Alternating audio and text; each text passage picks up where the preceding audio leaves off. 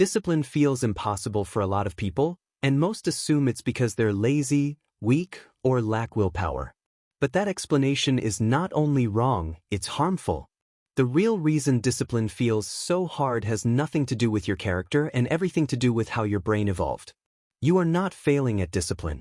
You are following instructions written into your biology millions of years ago. We tend to treat discipline like a personality trait.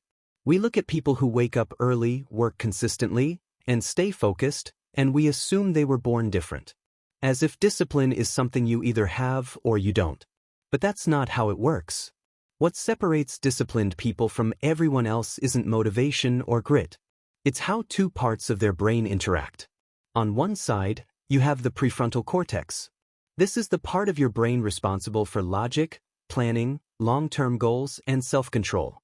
It understands that studying today leads to success later, that exercising now improves health in the future, and that small consistent actions compound over time.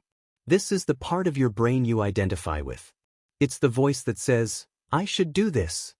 On the other side, you have the limbic system. This is the emotional, survival-focused part of the brain. It evolved long before modern society and has one primary job: keep you alive right now. It doesn't care about your future goals, your potential, or your ambitions. It only cares about immediate comfort, safety, and pleasure. When it asks questions, they're simple. Does this feel good? Is this dangerous? Can I avoid effort? Every time you struggle with discipline, what's really happening is a conflict between these two systems. Your prefrontal cortex wants delayed rewards. Your limbic system wants immediate relief. And in the modern world, the limbic system has an unfair advantage. Infinite scrolling, instant entertainment, fast food, one-click shopping, all of it is designed to satisfy that ancient part of your brain instantly. This is why willpower fails so often. Willpower is not an unlimited resource. It functions more like a battery.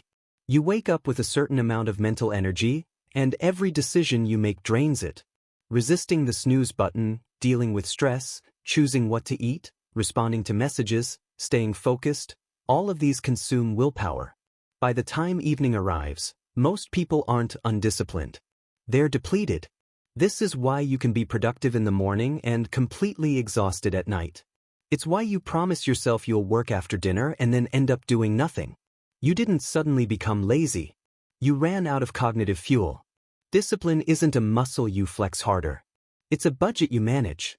If you spend it on unnecessary decisions and constant self-control, you'll have nothing left for meaningful work. But there's an even deeper problem that makes discipline feel unbearable: delayed rewards. The human brain evolved in an environment where effort produced immediate results. If our ancestors hunted, they ate. If they rested, they recovered. The feedback loop was instant. Your brain learned to associate effort with reward. Modern goals don't work like that. When you study, nothing happens immediately. When you exercise, your body doesn't change overnight. When you build a skill or business, the payoff may be months or years away. From your brain's perspective, this feels like working without getting paid. And the brain hates bad investments. So when you try to be disciplined, your limbic system interprets it as unnecessary suffering. It doesn't see progress. It doesn't feel reward. All it experiences is effort and discomfort. That's why discipline feels heavy. That's why motivation fades. Not because you're broken, but because your brain is doing exactly what it evolved to do: conserve energy and avoid pain. This is where most people go wrong. They try to fight their brain with motivation, pressure, and self-criticism. They believe that if they just push harder, things will change. But the most disciplined people don't rely on willpower. They rely on systems. They don't constantly resist temptation. They remove it. They don't force themselves to focus in distracting environments. They design environments that make focus easier. They don't rely on motivation. They reduce friction. Instead of keeping junk food around and relying on self-control, they simply don't buy it. Instead of studying next to their phone, they put it in another room. Instead of deciding every day whether to work, they create routines where the decision is already made. This isn't weakness. It's intelligence. Once you understand this, Discipline stops being about suffering and starts being about strategy. You stop asking, "Why am I so unmotivated?" and start asking, "Why is my environment making this harder than it needs to be?" You stop blaming yourself and start managing the system. Motivation is unreliable because it's emotional. Discipline works when it's structural. When effort becomes the default option, not a heroic act of willpower. When the brain no longer sees discipline as a threat to survival, resistance fades. You are not lazy. You are not undisciplined.